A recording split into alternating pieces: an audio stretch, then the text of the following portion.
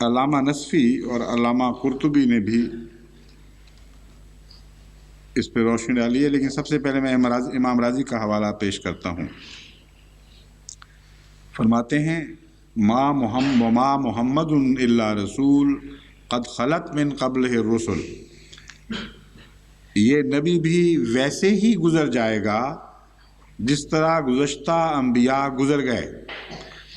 اور جس طرح ان کی وفات کے بعد ان کے متبعین اپنے دین پر ثابت قدم رہے، اسی طرح تمہیں بھی چاہیے کہ تم اس نبی کی وفات کے بعد اپنے دین پر ثابت قدم رہو، کیونکہ انبیاء کی بعثت سے اصل غرض تبلیغ رسالت اور اتمام حجت ہے، نہ کہ ان کے وجود کو ان کی قوم میں دائمی طور پر موجود رکھنا۔ تفسیر کبیر زیر آیت جو پڑھی گئی ہے۔ امام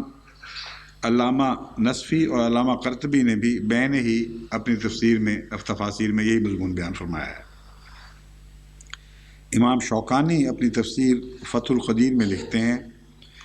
اور بعض نے کہا اگر رسول ہوتا تو قتل نہ ہوتا،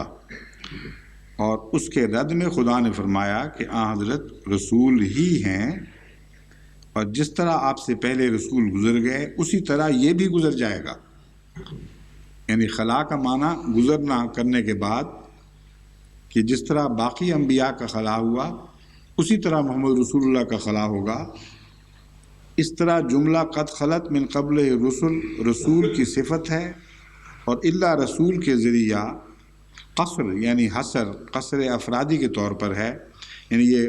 محاورے عام لوگوں کے سمجھنے سے بالا ہیں، اس لیے میں خود جو ترجمہ کر رہے ہیں وہ پیش کرتا ہوں۔